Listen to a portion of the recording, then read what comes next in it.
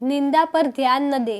प्राचीन काल में एक संत दूसरे गांव जाने के क्रम में अपने एक शिष्य के साथ एक गांव में कुछ दिनों के लिए रुके। गांव के लोग संत के पास अपनी समस्या लेकर पहुंचने लगे।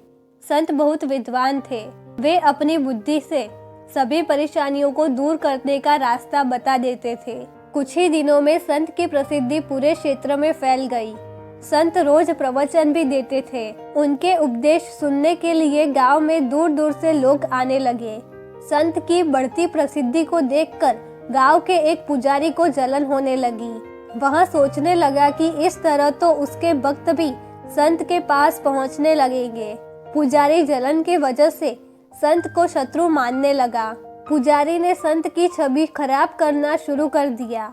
वह गांव में लोगों को कहने लगा कि ये संत पाखंडी है और लोगों को मूर्ख बना रहा है। पुजारी के कुछ साथी भी इस काम में उसका साथ दे रहे थे। एक दिन संत के शिष्य ने गांव में अपने गुरु की बुराई सुनी तो वह क्रोधित हो गया। शिष्य तुरंत ही गुरु के पास पहुंचा और गांव में हो रही बुराई के बारे में बताया। संत ने शिष्य की बातें सुनी और कहा कि हमें इन बातों पर ध्यान नहीं देना चाहिए।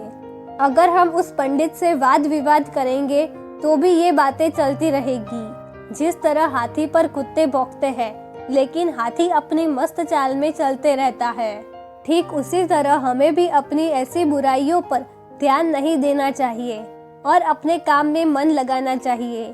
सीख, यह जरूरी नहीं कि हर व्यक्ति अपने पक्ष में हो।